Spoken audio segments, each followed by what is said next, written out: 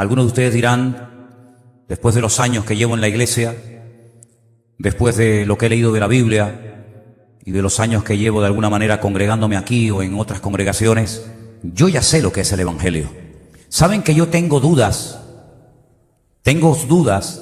y creo que hay muchos cristianos que todavía no tienen claro en qué consiste el Evangelio. Sí, si preguntáramos qué significa la palabra Evangelio, algunos te podrían decir, bueno, la palabra Evangelio literalmente significa buena nueva o buena noticia, ¿vale? Pero ¿en qué consiste esa buena nueva o esa buena noticia? ¿Por qué en el Antiguo Testamento no se hablaba del Evangelio y en el Nuevo Testamento sí? ¿Quién fue el primero que trajo esa buena nueva, esa buena noticia? ¿En qué consiste esa buena noticia? ¿Nos compromete a algo el Evangelio? ¿O es simplemente una noticia como otra cualquiera? Oímos una noticia en la radio, en la televisión, en la prensa y no nos compromete a nada, simplemente nos da una información y nada más. Pero hay informaciones que pueden cambiar la vida. Les voy a poner un ejemplo. ¿Se acuerdan ustedes del personaje bíblico llamado Nehemías? Nehemías dice que era copero del rey. Luego vivía en el palacio con el rey. Era el que probaba el vino y las comidas antes de servírselas al rey, por si acaso estuvieran envenenadas. Si estuvieran envenenadas, el primero que moría era él, y así el rey evitaba la muerte. Pero él vivía bien, vivía en un palacio, comía bien, dormía bien. Pero un día, dice la Biblia que llegaron por el palacio personas que venían de Jerusalén. Y él les pregunta, ¿cómo está mi país? ¿Cómo está mi tierra? ¿Cómo está Jerusalén? Y le dan una información que lo quebrantó. Le dijeron, Jerusalén está destruida completamente. No es ni la sombra de lo que era. El templo está quemado, no hay murallas, las derrumbaron. El país o la ciudad es un montón de escombros. Dice que este hombre se quebrantó tanto, le entró un dolor tan tremendo que dice que durante días no quiso ni comer. Y él tenía miedo de que el rey lo hubiera preocupado, porque el rey podía pensar, este hombre ¿por qué está tan nervioso? ¿Por qué está tan pálido? ¿Por qué no comes? ¿Hay algo que tú sabes que yo no sé? Al final Nehemías le abre su corazón al rey y le dice, es que he recibido unas noticias terribles. Y el rey le dice, ¿qué es lo que quieres? Dice, quiero que me des permiso, quiero que me des cartas que me autoricen a cruzar las fronteras para ir a Jerusalén y restaurar mi ciudad. Quiero que el templo se vuelva a inaugurar, que las murallas se levanten. Quiero que aquello otra vez sea lo que fue. Y el rey dice que le da permiso y él se va. Y él renunció a un buen puesto de trabajo, diríamos hoy en día.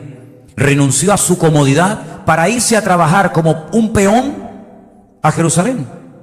Y saben ustedes que cuando vamos a Israel, sobre todo a la ciudad de Jerusalén, uno de los lugares que a mí me gusta visitar y que llevo a la gente para que lo vean y hasta lo toquen y vean lo grande que era, son las murallas del muro que levantó Nehemías. Porque las murallas que están hoy en día, que rodean Jerusalén, no son las murallas de los tiempos de Nehemías. Las murallas que hoy en día existen se levantaron en el siglo XVI por Sulimán I, bajo la era de los musulmanes, y no tienen nada que ver ni con los romanos, ni con Nehemías, ni con Cristo. Son murallas mucho más modernas. Pero las murallas que levantó Nehemías, que después también fueron destruidas tiempo más tarde, todavía algunas partes, algunos trozos se pueden tocar y se pueden ver. Murallas enormes. Y él involucró a todas las familias de Israel o de Jerusalén para que cada familia construyera su trocito. Y les enseñó a trabajar en equipo, con perseverancia, con constancia, con seriedad. Cuidado que tuvieron muchos enemigos de adentro y de afuera. Problemas y obstáculos de toda índole. Gente que venía y decía, ¿con qué permiso están ustedes levantando eso? A ver. Y gente que venía y decía, esa muralla se sube una zorra y se va a desmoronar. Continuamente ataques. Para eso tienen ustedes el libro de Nehemías, libro precioso. Pero no quiero hablar de Nehemías, solamente lo pongo como ejemplo de cómo una información puede cambiar una vida, puede cambiar un destino. De ahí que diga la Biblia que el creyente no tiene que tener miedo de malas noticias. ¿Habéis leído ese versículo? Hay un versículo en la Biblia que dice que el creyente no tiene que tener miedo de las malas noticias, porque además cada vez abundarán más las malas noticias. el pesimismo, derrotismo.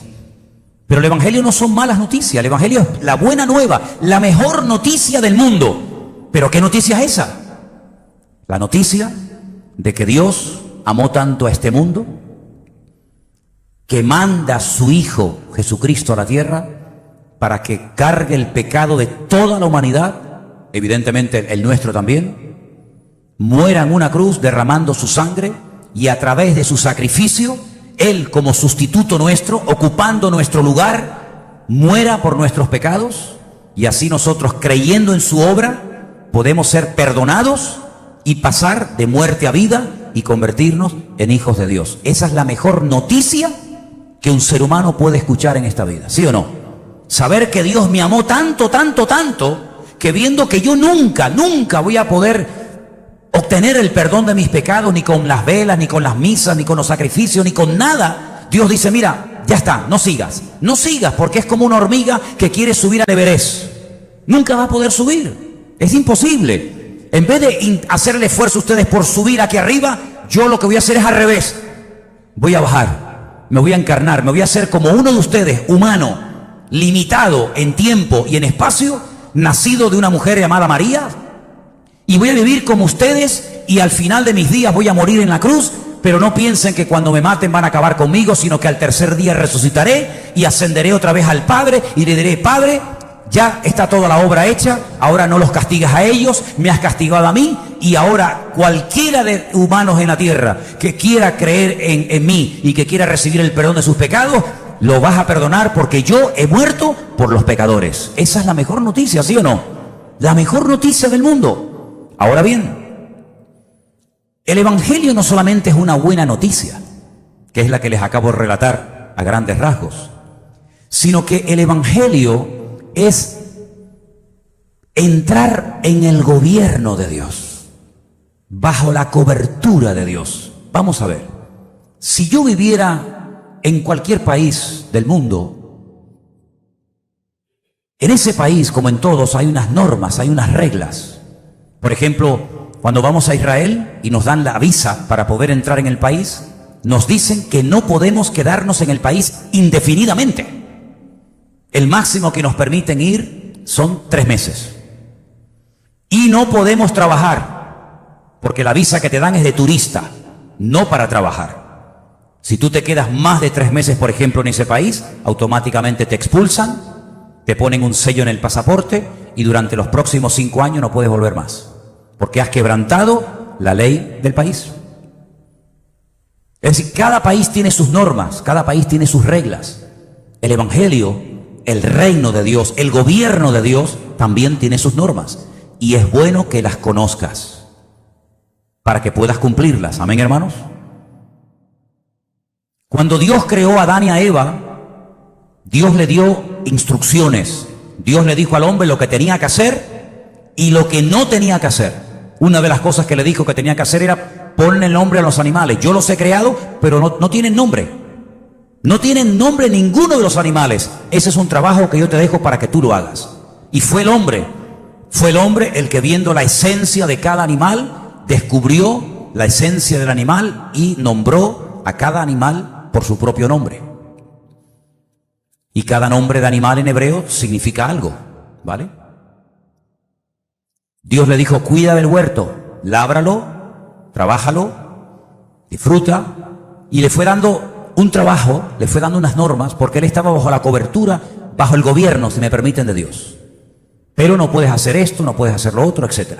Cuando el hombre pecó, él era el único ser humano que había, no había multitud, había uno solo. Él era el representante de toda la raza humana, no había más. Y cuando él peca, Dios lo expulsa del jardín del Edén, ya no puede nunca más volver a vivir en él. Va a sufrir una serie de consecuencias terribles, una de ellas la muerte, y queda fuera de la cobertura de Dios. El hombre no fue a mejor, el hombre fue a peor. Después vino el diluvio, la torre de Babel, etcétera, etcétera, etcétera. Cuando el Señor Jesucristo viene hace 2000 años, y su primera palabra la encontramos, o su primer mensaje lo encontramos en Mateo capítulo 4, versículo 17, miren cómo comenzó Jesús, 'su ministerio, su mensaje, diciendo: después de que Él haya terminado de hablar, les dijo: venid a mí, todos los que estáis cansados y agobiados, y yo os aliviaré. o desde entonces comenzó Jesús a predicar y a decir: arrepentíos, porque el reino de los cielos se ha acercado. No se ha establecido todavía, como en algún día ocurrirá, sino que se ha acercado. El reino de los cielos, el gobierno de Dios se ha acercado a ustedes. Ustedes cada vez se alejan más de Dios, pero el reino de Dios se acerca a ustedes. Y para poder volver a entrar en el gobierno de Dios, para poder formar parte del reino de Dios, la condición indispensable es arrepentíos. Tenemos que saber lo que significa, según la Biblia, la palabra arrepentimiento. Porque ¿creen ustedes que una persona puede hacer algo malo y arrepentirse? ¿Sí o no? Pero yo conozco gente que ha hecho cosas malas, se han arrepentido, pero las siguen haciendo. ¿Conocen gente así? Pero es que la palabra arrepentimiento en la Biblia, saben que el Nuevo Testamento se escribió en griego, ¿vale? No en español. Y en griego, la palabra arrepentimiento significa cambiar de dirección. Es decir, que si yo iba hacia el sur y me arrepiento porque me doy cuenta de que estoy equivocado, sería absurdo seguir en la misma dirección, porque entonces no te has arrepentido. Arrepentimiento, según la Biblia, es cambiar de dirección. Si iba hacia el sur, me doy la vuelta y voy en la dirección contraria. Eso es lo que significa en la Biblia arrepentimiento. Yo sé que en la calle la palabra arrepentimiento puede significar: ay, me remuerde la conciencia, me acusa la conciencia, me siento mal, pero sigo igual.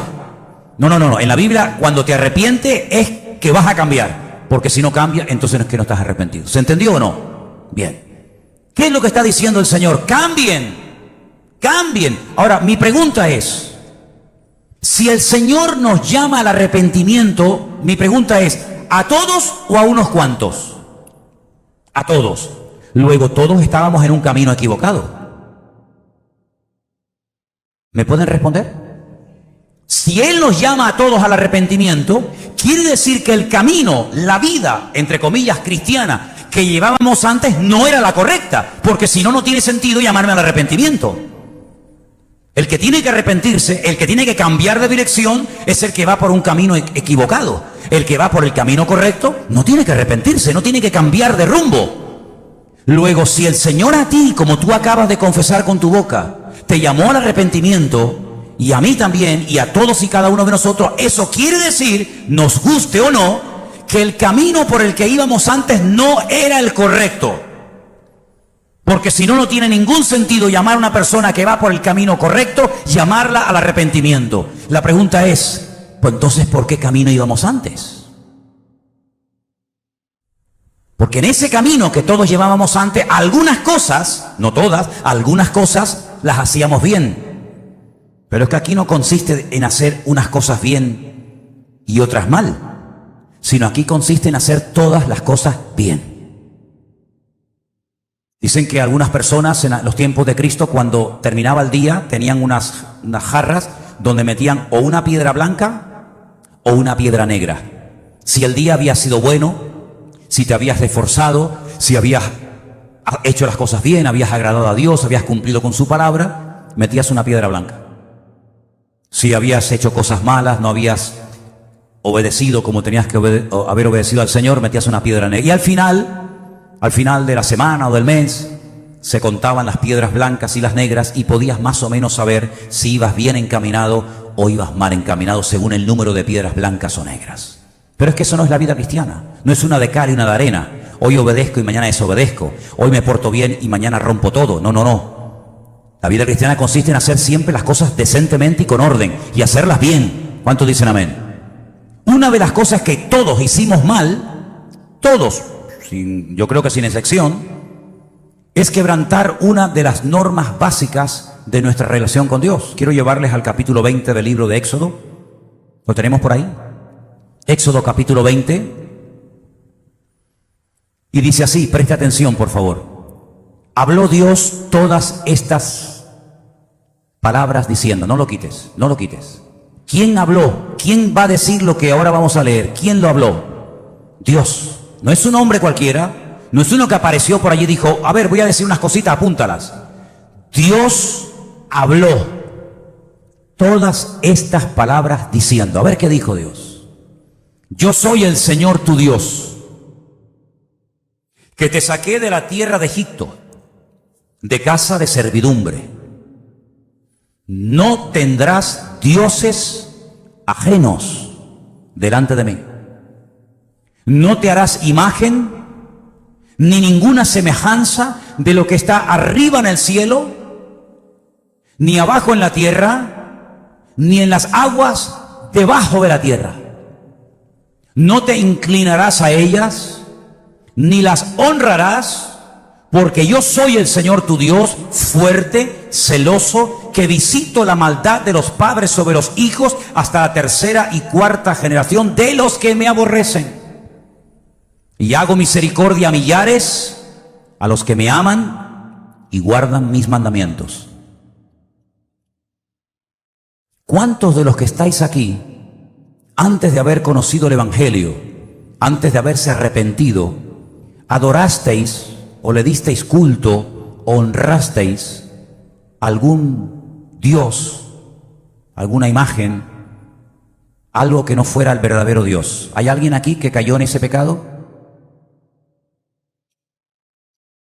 ¿Los que no han levantado la mano nunca honraron a ningún Dios más que a Dios? ¿Pueden levantar la mano los que cayeron en el pecado de idolatría? Ok, seguramente habéis caído en otro. Solamente por haber adorado a lo que no es Dios, a lo prohibido por Dios, solamente por eso, ¿la paga del pecado cuál es? ¿Nunca llevaste una medalla de la Virgen colgada al cuello? ¿Nunca tuviste un crucifijo colgado en la pared de tu casa? ¿Nunca? No te creo. No eras un buen católico.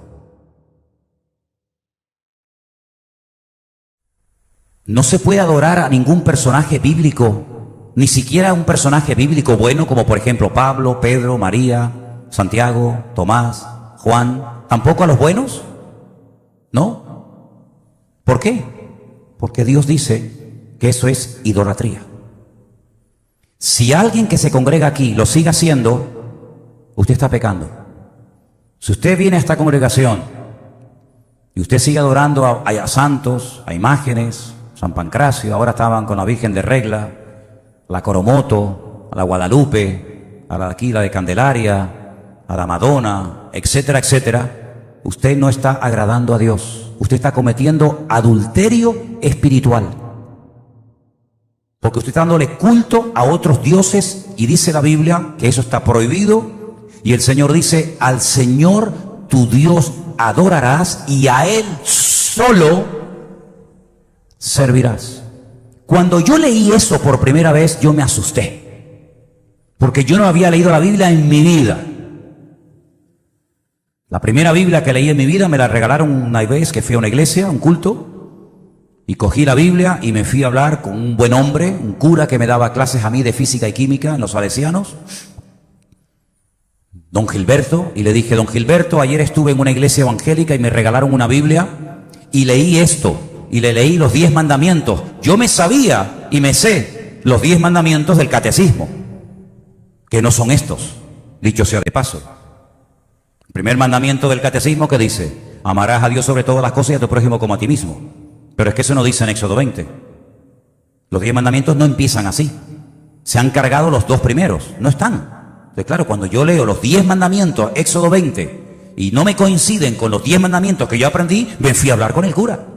Y le dije, don Gilberto, en la Biblia ayer leí que los 10 mandamientos son estos, y yo he aprendido que los 10 mandamientos, según el catecismo católico, son estos, y no me coinciden. Algunos sí, pero hay otros que no me coinciden. Y mirando así para todas partes, me pone la mano por encima y me dice, si en algún momento de tu vida te encuentras en una encrucijada que no sabes qué hacer, obedecer a Dios o obedecer a los hombres, quédate siempre con la palabra de Dios. Y le tomé la palabra. No sé si fue casualidad, pero al poco tiempo don Gilberto desapareció. No sé si lo descuartizaron y se lo comieron, si lo mandaron a otro país, no lo sé. Pero don Gilberto desapareció. Y comencé a leer la Biblia porque me di cuenta de que No solamente eso era diferente a lo que a mí me habían enseñado, sino que después un montón de cosas. Y comencé a descubrir un montón de cosas y me enamoré de la Biblia y la leía horas y horas y horas leyendo la Biblia, descubriendo verdades que son eternas, verdades que han estado ahí escritas por siglos, pero que a mí no me las habían enseñado. Y por eso caí en idolatría, por eso caí en otras cosas. ¿Por qué? Porque desconocía la verdad. Y la verdad nos hace libres, pero la mentira nos esclaviza y sinceramente hacemos cosas creyendo que están bien hechas y resulta que estamos cometiendo unos pecados terribles, porque estamos haciendo todo lo contrario a lo que Dios dice. Y aquí en lo que consiste la vida de un cristiano es en hacer lo que Dios dice y en cumplir con su voluntad todos los días de nuestra vida. Amén, hermanos. Y si yo veo algo en la palabra y yo lo practico diferente, ¿quién tiene que adaptarse? ¿Quién? ¿Dios a mí o yo a Dios? Yo al Señor, porque la palabra es soberana. Otra duda que me vino al momento, me hizo mucho bien lo que me dijo don Gilberto, pero después comencé a pensar, el diablo comenzó a meter ideas raras en mi cabeza y entonces llegué a la conclusión de que claro, ya lo entiendo, es que esta gente tienen otras Biblias. Como ellos no tienen imágenes ni santos en las iglesias, ellos tienen una Biblia donde dice no adorarás imágenes, no te pondrás de rodillas, no las honrarás, no le darás culto. Pero claro, la Biblia católica no me tiene que prohibir, porque en la iglesia católica si quitamos la idolatría la dejamos vacía. Tú entras a una iglesia católica sin imágenes y es una iglesia católica rara. La iglesia católica está llena de santos y de vírgenes por todos lados. Entonces le robé, pero como era recién convertido, le robé una Biblia católica a una persona. Y, en fin, era recién convertido, ¿qué quiere que haga? Entonces, abrí Éxodo 20 en la Nácar Colunga, que se llama así la Biblia católica, Nácar Colunga por la versión, y la versión Reina Valera, y las dos ponía Éxodo 20 y Éxodo 20. Y la única diferencia que encontré entre una y otra, es que en la Biblia de esta versión pone Jehová, y en esta Biblia ponía Yahvé. Pero bueno, es lo mismo, ¿no? ¿O no? En todo lo demás decía lo mismo. Y yo entonces entré en una crisis. Yo decía, pero ¿cómo es posible que si en todas las Biblias del mundo dice lo mismo, ¿por qué no lo enseñan? ¿Por qué no lo prohíben? ¿Por qué no sale el jefe, ¿cómo se llama? El Papa. No, el Papa es el jefe, ¿no? ¿Por qué no sale el Papa? Dice, señores, nos hemos equivocado. Ratzinger, uno de los papas que dimitió, uno de los pocos papas que dimitió, Ratzinger, llegó un día y públicamente dijo, nos hemos equivocado. Hemos enseñado durante siglos la doctrina del limbo. Y el limbo no es bíblico. No hay versículo, no hay respaldo bíblico para predicar y enseñar el limbo. Y lo quitó. Ya no existe el limbo en la Iglesia Católica. Ya no se predica del limbo, porque el Papa, que es el jefe, la máxima autoridad, dijo, nos hemos equivocado, eso es mentira, no hay limbo, hay cielo e infierno. Le faltó tiempo para quitar el purgatorio, porque tampoco hay purgatorio según la Biblia, pero yo creo que le faltó tiempo. Pero bueno, por lo menos quitó algo. Y otro año llegó y dijo, ¿saben que estaba estudiando la Biblia? Porque era un hombre muy culto, muy estudioso, y dijo eso de la burrita y el burro y la vaquita, allí, eso no era así, eso no es verdad. Y también se atrevió a cambiar algunas cosas. Pero cuando comenzamos a adentrarnos y a estudiar la palabra de Dios, nos damos cuenta de que el Evangelio, una de las cosas que hace, por eso hay mucha gente que no le gusta el Evangelio, es confrontar. Confrontar, es como un martillo que pum, pum, pum, golpea y golpea al ego. Claro, tú sabes lo que es tener una edad en la vida, haber creído y practicado toda la vida una serie de cosas y de repente decir, Dios mío, me he equivocado 40, 50 años de mi vida. He estado pecando contra Dios, creyendo que yo era bueno, creyendo que me iba al cielo. Resulta de que he estado haciendo cosas contrarias a tu palabra. No hay peor cosa en la vida que estar sinceramente equivocado. Eso es lo peor. Pues el Evangelio es eso, un llamado al arrepentimiento. Y todos tenemos que arrepentirnos de algo.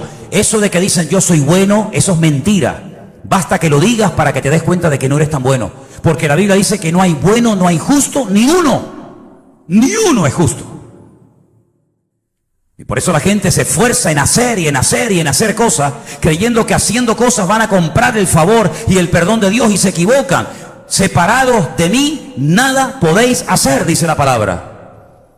El Evangelio son cambios internos y cambios externos.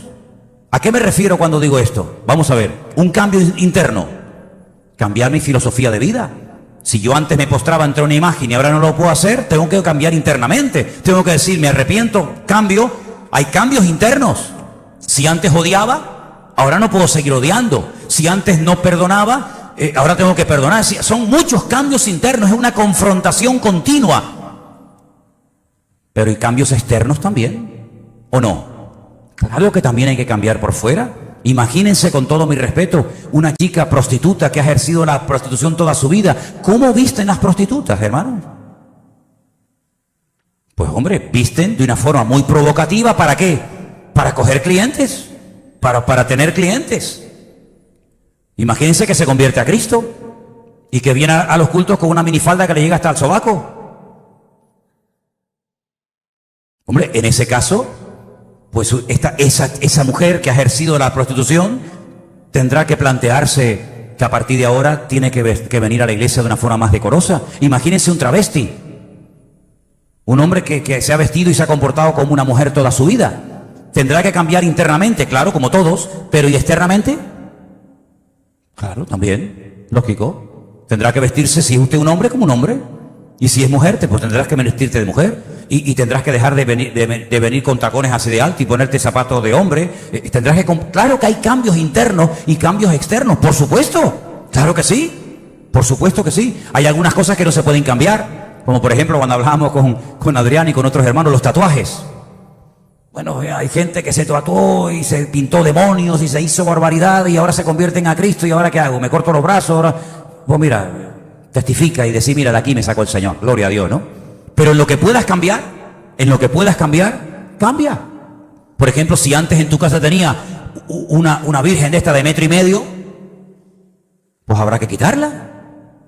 No importa, yo no la adoro, pero la tengo.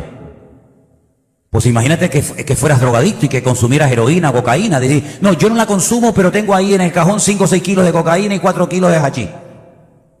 ¿Para qué? Eso al cubo de la basura, eso no vale para nada. O que practicaste la brujería, la santería, umbanda, candomblé, todas esas cosas. ¿Qué tienes que hacer? Tirar todos esos muñecos a la basura. ¿Por qué? Porque ya no le dan gloria a Dios. Es decir, que el Evangelio a veces también conlleva cambios externos. Y por supuesto cambios internos, no te quepa la menor duda. Por supuesto que sí. Hay gente que tiene que cambiar la forma de hablar. Yo ahora, porque gracias a Dios en ese sentido he mejorado. Pero yo era de eso que, como dicen en Venezuela, grosería. Las groserías, y además me conocía las groserías de Venezuela. ¿Quiere que te diga una? No. Terrible, me conocía las de Venezuela porque cuando uno está aprendiendo un idioma, cuando empieza a hablar, parece que se aprende más rápido las palabrotas y las groserías que lo normal. Yo me sé palabrotas en hebreo. Y tú dices, ¿cómo puede ser eso? Porque las oyes en la calle y dices, oye, ¿eso qué le dijo? Ya. Y se te queda, yo no sé por qué. O sea, hay momentos que tienes que cambiar tu forma de vestir, en otro caso tu forma de hablar, en otro caso... Muchas cosas. Porque el Evangelio es confrontación, es cambio, es dejar el pecado. El Evangelio no es hacerte la vida a veces más cómoda. Algunos dirán, ¿cómo? No. El Evangelio a algunas personas les pica, les molesta, porque les saca de su vida cómoda. Hay personas que dicen, yo voy a la iglesia porque yo me siento tan bien en la iglesia. Yo estoy tan bien, los hermanos, la paz y el amor, aquí. Pero tú serías cristiana o cristiano en Afganistán, en Corea del Norte, en la China, en Irán, donde simplemente por el hecho de enterarse que eres cristiano te crucifican, te apalean, te apuñalan, te hacen de todo. Es que aquí es muy fácil ser cristiano, porque nadie se mete con nosotros, no hay persecución, no está prohibido el Evangelio. Pero seríamos capaces de vivir como cristianos de verdad, como vivimos aquí en Yemen, en Arabia Saudita. Sería muy diferente. Porque el Evangelio en muchos casos nos pone en contra a personas con las cuales antes éramos amigos. ¿Sí o no? Te voy a leer unas palabras del Señor Jesucristo. Están en el Evangelio según San Lucas, capítulo 21. Vamos a ir casi al final. Yo sé que es una de las últimas lecturas que te di, pero en el Evangelio según San Lucas, capítulo 21, a partir del versículo 10, encontramos unas palabras muy interesantes de nuestro Señor Jesucristo. Y dicen así: entonces les dijo, escuchen, se levantará nación contra nación y reino contra reino. Amén. Eso lo tenemos claro. Una de las señales de los últimos tiempos: nación contra nación, reino contra reino. Habrá grandes terremotos en diferentes lugares, hambres y pestilencias. Habrá terror, grandes señales del cielo.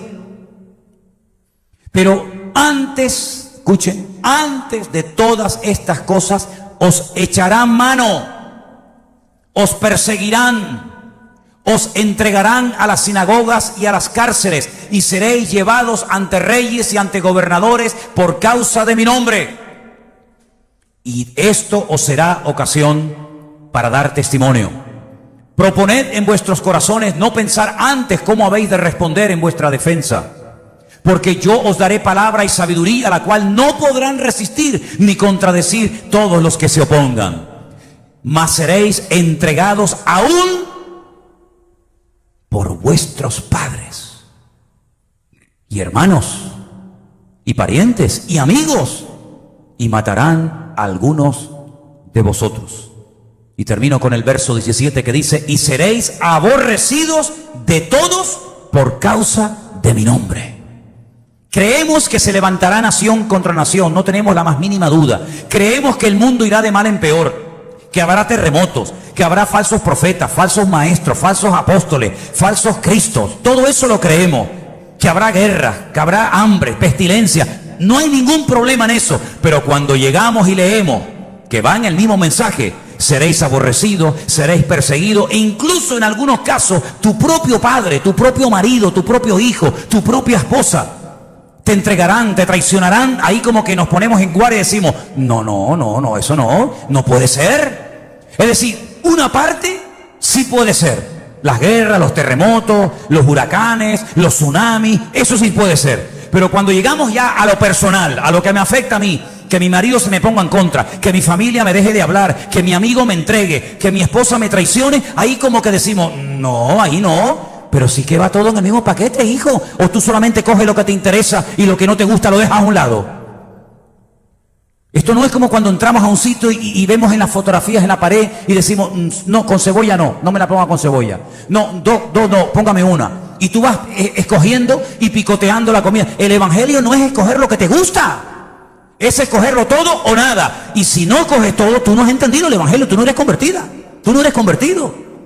Te gusta la iglesia, te gusta el pastor, te gusta el ambiente, te gustan los jóvenes, pero convertido es otra cosa. Convertido es estar dispuesto a morir por Cristo si hace falta. Claro, a nosotros no nos ha afectado eso, de momento. A nosotros no nos ha afectado las persecuciones, ni las cárceles, ni las torturas. Pero a millones de hermanos nuestros, sí. El que a ti no te haya tocado es porque a lo mejor el Señor no lo ha permitido, porque no aguantaríamos. Fíjate lo que te digo. A lo mejor el Señor no nos ha permitido ser perseguidos y maltratados y torturados por Él, porque a lo mejor le negaríamos. Vete tú a saber. Pero aquí estuvo hace poco el presidente o uno de los representantes, estaba Anderson ese día para recibirlo, del Ministerio Puertas Abiertas. Y creo que él ese día, me parece, que dio información acerca de países, de cómo están nuestros hermanos en Corea del Norte, de cómo están nuestros hermanos perseguidos en China, en Irán, en Pakistán, en Afganistán y en muchas naciones, donde tienen que ir a escondidas, de noche, a ocultas, a bautizarse en un río congelado, y pueden meterse en YouTube y ver imágenes de cómo tienen que ir de noche y con un pico y una pala romper un río helado y bautizarse a escondida mirando a todas partes, bautizar al hermano y salir corriendo para que no te pillen. Eso a nosotros no nos ha afectado, no lo hemos vivido en carne propia, pero ese es el evangelio. Ese es el evangelio que les ha tocado vivir a ellos. Y no son perseguidos porque son peor cristianos que nosotros. Yo creo que es todo lo contrario. ¿No les parece? Yo creo que es todo lo contrario. Yo creo que hay hermanos, y me parece lógico, que en la otra vida sean recompensados de una forma diferente a nosotros, porque son hermanos que a lo mejor con su vida han pagado hasta la muerte el ser cristianos, El año pasado comenzaron a llegarnos imágenes terribles que no se veían hace siglos en el mundo. Hace siglos no se veían gente crucificada, bueno, quemada viva. Y cuando estaban estos salvajes del ISIS matando gente, se veían imágenes tremendas. Tengo en mi retina la imagen de un niño de 13, 14 años que con alambre de púas lo amarraron a una cruz, a una especie de cruz, y lo crucificaron delante de su padre. Su padre viendo cómo torturaban a su niño, y al niño le decían que negara a Cristo, y el niño decía que no, que él no negaba a Cristo. Y había uno que decía: mi mamá me dijo que cuando vinieran a matarnos, cuando vinieran a torturarnos y a cortarnos el cuello, cerráramos los ojos, porque cuando los abriéramos ya estaríamos en la presencia del Señor. Y vieron cantidad de niños, jovencitos, 13, 14, 15 años, que murieron así delante de sus padres y no claudicaron, no claudicaron. Y hay por ahí un vídeo espectacular de esa famosa canción que dice, yo sigo a Cristo, esa canción tan famosa. He decidido seguir a Cristo, he decidido seguir a Cristo. Y se ve como hay unos cristianos que están rodeados de unas multitudes tremendas y les dan unas palizas tremendas, con palos, con hierros, los están dando. Y de fondo se oye: he decidido seguir a Cristo, he decidido seguir a Cristo. No vuelvo atrás, no vuelvo atrás. Luego le meten fuego, les prenden fuego y ahí siguen. Y uno dice: ¿y si yo estuviera en ese lugar? ¿Aguantaría todo eso? Solamente Dios lo sabe. Pero no podemos divorciar, no podemos separar el Evangelio de esta realidad. Porque claro, aquí venimos y decimos: ay, qué bonito, qué tranquilidad la iglesia. Claro, porque te ha tocado nacer aquí o vivir aquí. Pero si hubiéramos conocido el Evangelio en otro país donde hay persecución, desde que nos convertimos hasta que nos morimos, hubiéramos estado perseguidos todos los días. Y son igual de cristianos o mejor que nosotros. ¿O es que no persiguieron a los cristianos durante siglos? ¿Cómo murieron los discípulos? Dígame cómo murieron los discípulos. En su cama, tranquilo, ¿verdad? Como el Quijote de la Mancha, que murió en la cama, tranquilo, allí, alrededor de sus amigos. ¿Cómo murieron? Torturados, quemados, apaleados, aserrados. Pero no ellos, sino miles y miles y miles de cristianos. Y es que también forma parte del Evangelio, en algún momento determinado, el sufrir por la causa del Evangelio. El apóstol Pablo decía: he acabado mi carrera, he peleado la buena batalla. Y él sabía que lo iban a decapitar y no salió corriendo, no pidió clemencia, sino dijo: adelante. Y cuando ustedes leen la carta a los hebreos, al final, después de hablar de un montón de personajes, dice que en algunos casos, si pagaban el rescate, les salvaban la vida y decían: no, yo no quiero que paguen el rescate, yo quiero morir torturado y muerto por Cristo para recibir mejor recompensa en la otra vida. Y cuando vemos esas películas donde sacaban a esas mujeres con niños en brazos a la arena del circo romano delante de la fiera, salían cantando. No salían quejándose, no salían huyendo, salían alabando a Dios y morían cantando, alabando al Señor. Y los 3 jóvenes que fueron lanzados a un horno de fuego, que milagrosamente el Señor los salvó del fuego, pero la idea era quemarlos vivos. Es decir, hermanos, el Evangelio, claro que es vida, claro que es paz, claro que es bendición, pero una persona que se convierte, que nunca su familia se la ha puesto en contra, dudo mucho de que se haya verdaderamente convertido. Porque uno de los primeros efectos, una de las primeras cosas que al principio, ya después las cosas se suavizan y cambian, pero una de las primeras cosas que ocurren cuando hay una verdadera conversión es que los más cercanos a ti te critican, te cuestionan y te intentan hacer la vida imposible. Sea, llámese padre, llámese madre, llámese marido, llámese esposa, llámese quien sea. Si nunca se han reído de ti, si nunca te han tratado de humillar, yo dudo mucho de que tú te has convertido, sinceramente. Porque dice la palabra de Dios que es una de las primeras cosas que le va a ocurrir a una persona cuando cambia de vida y acepta a Cristo. La persecución, la crítica, la incomprensión, el sentirte más solo que la una. Todos los años, durante toda mi infancia en Venezuela, hasta los 10 años, todos los años en mi casa venía toda la familia a celebrar la fiesta de Navidad y el fin de año. Y en aquellos años, hermanos, que vivíamos a todo tren en Venezuela, aquellas fiestas eran de días y de días. La famosa orquesta Lavillo Caracas Boy venía a tocar a mi casa, donde nosotros vivíamos en Caracas. Y la mujer del Puma venía también, y gente de aquel mundo de la farándula. Y eran borracheras y bebida toda la noche, y el pampero y toda aquella vaina, toda aquella vida. ¿Qué les parece? Nos convertimos un año al Señor. Mi padre decidió no hacer ningún tipo de fiestas ni de historias en mi casa. No apareció nadie.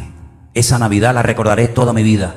Ni mi abuelo, con el que yo me crié, apareció. Ni mi abuela, ni mis primos, ni mis tíos, ni mis tías. Nadie. Nadie. Y vivíamos juntos, más o menos en la misma zona. No apareció nadie. Y ese año estábamos los 4 en casa. Claro, no entendíamos mucho, pero es que ya no podíamos participar de las obras infructuosas de las tinieblas, como dice la Biblia. ¿No dice la Biblia eso? No participéis, pero escuchen el versículo, porque hace unos días hablaba con mi hermano Juan Ramón de Zaragoza y salía el versículo y es muy bueno, porque muchas veces uno de los grandes defectos que cometemos muchos cristianos es cortar, mutilar los versículos y decir una parte y nos olvidamos del todo. Y el versículo que voy a mencionar ahora dice: no participéis de las obras infructuosas de las tinieblas, es decir, de las cosas malas, no participe. Pero es que no termina ahí, sino dice, más bien, reprendedlas. Mira, este año, a partir de ahora, no voy a participar más de esto, ni de esto, ni de esto, ni de esto. Pero te voy a decir por qué no voy a participar de esto. No voy a participar de esto, y entonces doy una explicación bíblica, y doy una respuesta. Y reprendo y digo que eso no es correcto, y eso está mal, y eso es abominación delante de Dios. Y no es que sea un niño bueno que diga, bueno, yo para no ofender a mi sobrino que es transexual no le voy a decir nada, pobrecito, voy a orar por él. Voy a orar por él.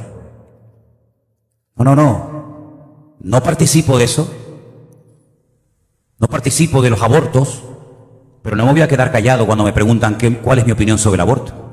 No participo de la idolatría, pero yo voy a decir lo que tengo que decir contra la idolatría cuando vea pasar los muñecos por la calle, y lo voy a decir bien claro para que todo el mundo me oiga. Y no participo de cosas del mundo, del carnaval, por ejemplo, que es una fiesta terrible de paganismo y de lujuria y de promiscuidad sexual a todo tren. No solamente no participo, sino que voy a denunciar y voy a decir por qué una ciudad no levanta cabeza, y por qué a veces hay maldiciones, y por qué a veces hay consecuencias terribles en el mundo espiritual, por esto. No es que seamos cristianos pasivos, que nos callamos, entramos a la iglesia, salimos, nadie se ha enterado. No, lo vamos a decir a los 4 vientos. Y cuando veamos corrupción, y cuando veamos políticos aprobando o tratando de aprobar leyes injustas, leyes antibíblicas, no solamente no vamos a participar, no vamos a apoyarlas, sino que vamos a denunciarlas en el nombre del Señor, porque la iglesia y el cristiano está para abrir la boca y no para ser un cobarde y para ser un temeroso y decir, no digas nada, no sea que nos digan después algo y se metan con nosotros. La Biblia nos llama a no tener miedo. Yo no le tengo miedo a la policía. No tengo ningún miedo a la policía, ni a las leyes, ni a las denuncias, ni a los brujos. No tengo miedo a nadie. La Biblia dice que mayor es el que está en nosotros que el que viene contra nosotros. Si usted tiene miedo, dice la Biblia que el perfecto amor no se ha perfeccionado en usted, porque el perfecto amor echa fuera el temor. La Biblia dice que nuestra fe ha vencido al mundo. Y yo he estado en Cuba predicando y me han dicho, hay 2 de la vaina esa de allí que están controlando. Ten cuidado, digo, yo he hablado todo lo que tenía que hablar, y después una del comité ese de los barrios, eso de, ¿cómo es? CDR o como se llame, en un pueblo donde fui a predicar, me invitó a comer a su casa, que ese día me puso comida, y yo creo que sacó todo para que dijera, para que me llevara una buena imagen. No tengo que tener miedo de nada. Cuando Jesús Herodes le dijo, oye, que quiero conocerte, ven para que hablemos y nos conozcamos, Jesús le dijo, díganle a esa zorra, díganle que no voy a ir, que estoy predicando, que los mudos hablan, que los paralíticos se levantan, que los ciegos ven. Díganle a la zorra esa que estoy ocupado, que no voy a ir a atenderlo. Muchacho, pero ¿qué forma es esa? Y cuando Juan el Bautista estaba en la cárcel, que ya era, estar en la cárcel en los tiempos de Cristo tenía que ser terrible. Hemos visitado algunas mazmorras de la época de los romanos y, madre mía, eso sí que eran cárceles, amigo. Y estando en la cárcel, dice la Biblia que le llegaron a cortar la cabeza, pero uno dice, bueno, ¿y cuál fue el delito de Juan el Bautista? ¿Por ladrón? ¿Por asesino? No, porque le dijo al rey, la mujer con la que te estás acostando, se la robaste a tu hermano, y eso no es bueno delante de Dios, eso es pecado delante del Señor. Y alguien le podría haber dicho, ¿y a ti qué te importa? Cállate la boca. Tú no te das cuenta que Herodes es un perro que es capaz de lanzar perros hambrientos y devorarse niños mientras él es capaz de estar comiendo? ¿Sabéis que Herodes era así? Herodes decía, bueno, a ver, entreténgame que estoy aburrido, sácame a los perros hambrientos y póngame aquí unas cuantas personas que se los coman y yo mientras tanto voy a ir comiendo como la televisión. ¿Para qué te le dices tú que la mujer que no tiene o que tiene no es la de él, sino es la de su hermano? ¿Y le cortaron la cabeza? No por bocón, sino por profeta. Porque los profetas y los hijos de Dios no tienen que tenerle miedo a nada ni a nadie. Cuando tú tienes claro lo que es el Evangelio, y que el Evangelio lo primero que te hace es perdonarte todos tus pecados cuando aceptas a Cristo, convertirte en hijo de Dios. Algunos dicen por ahí que todos somos hijos de Dios. ¿Habéis oído esa frase? Todos somos hijos de Dios. Y entonces, ¿cómo va a mandar hijos de Él al infierno? Porque una pregunta, ¿creemos todavía en el infierno los cristianos? Porque hay iglesias que ya no predican del infierno, ya lo quitaron. Porque asusta, uy, el infierno. Nosotros creemos en el infierno porque la Biblia habla de que hay un cielo y hay un infierno. Y si todos son hijos de Dios, ¿cómo va a mandar Dios a sus hijos al infierno? Bueno, es que la Biblia no dice que todos somos hijos de Dios. Eso no dice la Biblia. La Biblia lo que dice es esto. Juan 1:11. A los suyos vino y los suyos no lo recibieron. Aquí hay un grupo de personas que no lo quieren, no lo reciben, no quiero saber nada contigo. No los recibieron. Dice, más a todos los que le recibieron, Juan 1:12, a los que creen en su nombre, les dio potestad de ser hechos hijos de Dios. Es decir, hay gente que no le recibe, que no creen en Él y no son hijos de Él. Pero los que le recibieron y los que creen en su nombre, esos tienen la potestad de ser hechos hijos de Dios. Pero escuche, miren lo que dice el 13. Los cuales no son engendrados de sangre, ni de voluntad de varón, de sangre y de carne, ni de voluntad de varón, sino de Dios. Es decir, cuando yo nací de mi madre, yo soy un habitante del planeta Tierra. Pero yo no nací ya siendo un hijo de Dios. Yo me convertí en un hijo de Dios, porque el apóstol Pablo desarrolla más el tema y dice que los hijos de Dios son los que han sido adoptados por Dios, los que quieren ser hijos de Dios. ¿Usted cree que Hitler era un hijo de Dios? ¿Usted cree que Hitler era un hijo de Dios?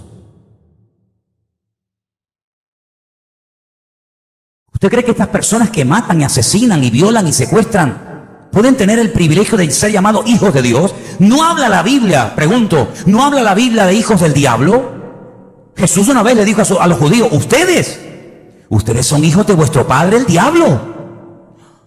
Eso es fuerte, ¿eh? Eso es fuerte.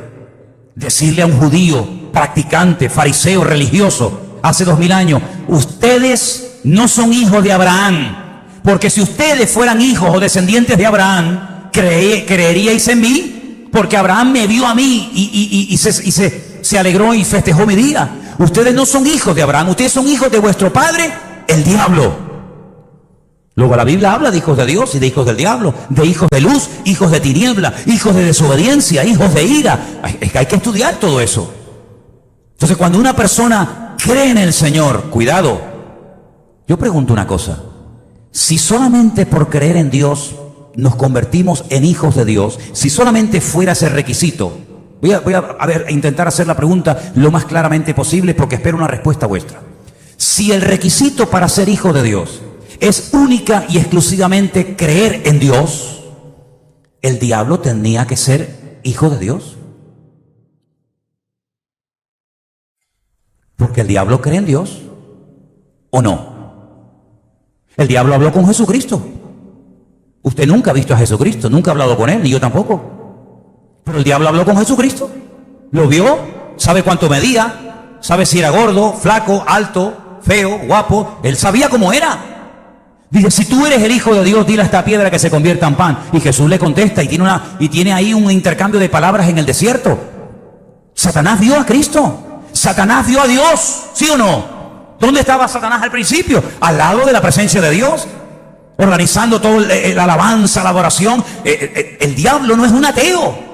El diablo ha visto a Dios, el diablo ha visto a Cristo, el diablo vio cómo Dios creó el universo, el diablo conoció a Adán y a Eva, el diablo conoció a Abraham, el diablo conoció a Moisés, el diablo conoció a Josué, el diablo conoció a Pedro, conoció a Pablo, el diablo conoció a todos los personajes de la Biblia. Pero no es un hijo de Dios. Dice la Biblia que el infierno, el primero que lo inaugura es él y todos los demonios. Luego, no solamente es suficiente creer en Dios, porque si solamente por creer en Dios somos hijos de Dios, repito, el diablo sería el más grande hijo de Dios. Dice aquí, los que creen y los que le recibieron. Ahora yo tengo que explicar eso. Ya voy terminando. ¿Qué significa recibir a Cristo? ¿Qué significa, como decimos, aceptar a Cristo o convertirnos a Cristo? Miren, hermano, aquí en esta botella hay agua. Yo ahora mismo, les digo la verdad, yo tengo sed ahora mismo. Como para no tener, ¿no? Yo ahora mismo tengo sed. Yo sé que si yo me bebo un vasito de esto, un sorbito aunque sea, se me suaviza la garganta y esa sensación de sed que tengo ahora mismo se me quitaría. Yo lo sé. Yo creo que esto es lo que yo necesito ahora mismo para calmar la sed. Lo creo. Ahí la tengo. Sigo con la sed. Pero yo creo, yo creo que si yo me tomo un vasito de agua, Yolanda, a mí se me quita la sed. Lo creo, de verdad que lo creo, Tengo la lengua seca. Pero yo estoy convencido que si bebiera un poquito, Anunciata, se me quitaba la sed. ¿Cuántos creen lo que estoy diciendo? ¿Me apoyan en lo que creo? Pero no hago nada. Ahora, con permiso. Oh, gloria a Dios. Ahora lo he experimentado. Antes lo creía, pero ahora puedo decir que mi creencia no estaba equivocada. Ahora puedo decir, oh, qué sensación más buena, porque me ha entrado oxígeno, me ha entrado H2O, y el cuerpo nota el efecto del agua, lo noto de dentro para afuera. Eso es el Evangelio, amigo. Yo creo que la Biblia es la palabra de Dios. Yo creo que Dios existe. Yo creo que Él me puede ayudar. Sí, me parece muy bien, pero usted no cambia ni a palos. No, yo creo que Él murió por mí. Yo creo que Él resucitó. Yo creo que Él ascendió y está a la diestra de Dios Padre. Yo lo creo. Pero, ¿de qué te sirve? ¿De qué te sirve creer todo eso? Si estás hecho polvo, estás fatal. Porque no lo has recibido. No lo tienes dentro. Lo tienes aquí colgado. Lo tienes en la estampita en el bolsillo. Lo tienes en el crucifijo. Pero no lo tienes dentro al Señor. Crees, pero esa creencia no te cambia. Esa creencia es simplemente una creencia, una teoría, pero que no te transforma, y las teorías no cambian a nadie. Lo que hace el cambio es cuando lo tienes dentro. Y cuando Él está contigo, dice, entraré a Él, cenaré con Él y Él conmigo. Significa que cuando yo recibo, cuando yo invito, cuando yo acepto a Cristo, Él se va a venir esta noche aquí a mi casa y se va a sentar conmigo a cenar. No, es una forma de hablar. Cenar, comer, es intimar, es tener comunión, es tener relación. Si alguno oye mi voz y abre la puerta, entraré a Él y cenaré con Él. Eso significa de que estaré contigo, estaré dentro de ti. No vas a estar nunca solo, estaré contigo todos los días hasta el fin del mundo. Sí, lo creo, pero no me invita. Estoy tocando la puerta, como en el libro del Cantar de los Cantares. ¿Se acuerdan? La Amada, ese libro tan maravilloso. Oí la voz de mi amado me decía, ábreme, amada, esposa mía. Y ella decía, sí, he oído la voz, dice, pero no te puedo abrir la puerta. Pero ¿cómo no me vas a abrir la puerta? Si soy tu amado, soy tu marido. ¿Cómo no me vas a abrir la puerta? Que me estoy mojando, que está lloviendo, que estoy empapado. Y dice, es que no te puedo abrir la puerta, amado mío, porque me acabo de lavar los pies, el suelo es de tierra, y si pongo los pies fuera, me los voy a manchar otra vez, y yo no me voy otra vez a manchar, ni a destapar. Y para abrirte la puerta, y el amado dice que se fue. Y entonces ella dice, ay, madre, ¿qué hice? Se levanta, cuando abre la puerta, dice, aquí estuvo mi amado. Huelo el aroma de mi amado. Aquí huele a Él. Pero Él no está. Se fue. Y ella, enferma de amor, desespera porque dice: lo perdí, lo perdí, lo perdí, lo perdí, lo perdí, qué locura. Sale por las calles de Jerusalén: ¿habéis visto a mi amado? ¿Lo habéis visto? ¿Habéis visto a mi amado? Le dice: a tu amado. ¿Y quién es tu amado? Mi amado es señalado entre 10.000, y describe como su pelo, sus dientes, sus orejas, sus brazos, su muslo, su vientre, y lo describe de una forma tremenda. Sabía cómo era, oyó su voz, pero no le abrió la puerta. Lo conocía de fuera, pero no fue capaz de abrirle la puerta para que entrara a él o a ella. La humillan, la maltratan, la palean, hasta que lo encuentra y tiene comunión con él. Eso es la conversión. Esa es la conversión. Cuando yo paso de creer a tener a Cristo en mi corazón, y yo creo con todo mi corazón que todavía tenemos aquí en la iglesia gente que no ha aceptado a Cristo. Yo estoy convencido que hay gente que todavía, hasta el día de hoy, no habían entendido lo que es el Evangelio. Por eso nos bautizamos, por eso salimos a la calle a evangelizar, por eso repartimos folletos, porque no nos avergonzamos del Evangelio. ¿Cómo me voy a avergonzar del Evangelio si es que me ha cambiado la vida, me ha transformado? Y por eso Pablo decía: no me avergüenzo del Evangelio, porque es poder de Dios para salvación. Cuando tú entiendes el Evangelio, hay algo en el mundo espiritual que cambia, y automáticamente los que no han tenido esa experiencia lo notan. Los primeros que notan que tú te has convertido son los más cercanos a ti. Llámese padre, madre, esposa, marido, hijo, sobrino, quien sea. Y no te extrañe que un día te digan: oye, tú estás rara, ¿no? Tengo un hermano con el que estoy hablando con él últimamente por teléfono, y está en tratamiento, digamos, y el médico le dice: tú eres un paciente muy raro. Algo hay en ti que no entiendo. Y está orando para dentro de unos días darle testimonio a esta persona, a este doctor. Es que somos raros, porque tenemos al autor de la vida dentro de nuestros corazones. Claro. Y el diablo sabe perfectamente que cuando tú entiendes el Evangelio, eres indestructible. Él lo sabe. Por eso te ataca, por eso te tienta, por eso te intenta amargar la vida, porque ha perdido un cliente, porque ha perdido a uno del equipo.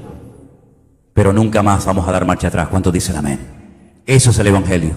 Creer y pasar de la creencia a la práctica, tenerlo en el corazón y estar dispuesto a pagar el precio que haga falta. A nosotros el Señor no nos ha pedido grandes esfuerzos. Fíjate tú qué esfuerzo nos ha pedido nosotros el Señor. ¿Qué esfuerzo nos ha pedido? Un día a la semana, un jueves, que vengas a una iglesia. Un domingo que vengas a la iglesia. Ese es el gran esfuerzo que hacemos los cristianos evangélicos en España. Venir 2 veces a la iglesia a cantar, a oír una predicación. ¡Uy, qué sacrificio tan grande, Dios mío! ¡Ay, Señor! Venir de San Isidro. ¡Ay, media hora en coche para allá! ¡Qué esfuerzo tan grande! Es algo terrible, terrible. Pero si mañana te ofrecen un trabajo y te pagan 2.000 euros con 4 pagas extraordinarias en la punta de Teno, vas sin preguntar mucho. ¿Por qué? Y por Cristo, hermanos. Cierra tus ojos, por favor, ahí donde estás. Y pregúntate: ¿he entendido yo el Evangelio? ¿Está Cristo en mi corazón? ¿O solamente lo tengo por fuera como un añadido más? Hazte estas preguntas y analiza tu vida delante de Dios, porque el Evangelio es volver a ponerse bajo el gobierno y la cobertura del Señor. Y eso a nuestra carne no le gusta, pero esa es la voluntad de Dios para cada uno de nosotros. Aleluya.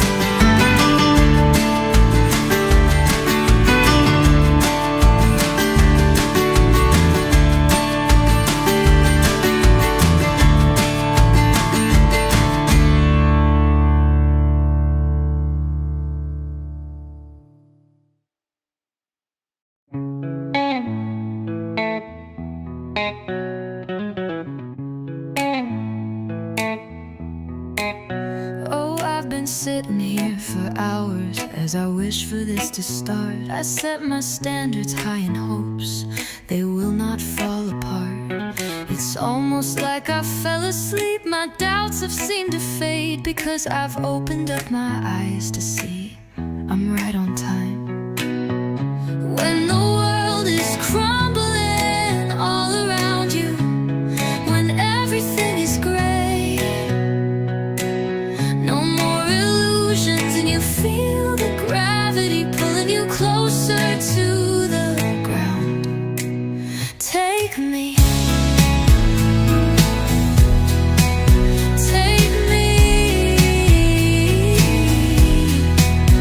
It's so predictable, I knew it all along, and I just wanted to take you home. You went into your head, and I've been doing fine, but you're just wasting my time. I'm in the deeper end, and I'm not gonna wait. You can't pretend that you were alright when you're bleeding. You think it's over now, but you've been dead wrong, and I am laughing along. When the world is crumbling all around you, when everything is gray, no more illusions, and you feel the gravity pulling you closer to the ground. Take me, take me. It's so predictable. It's so predictable. It's so predictable. It's so predictable. It's so predictable. It's so predictable. It's so predictable. It's so predictable. It's so predictable. It's so predictable.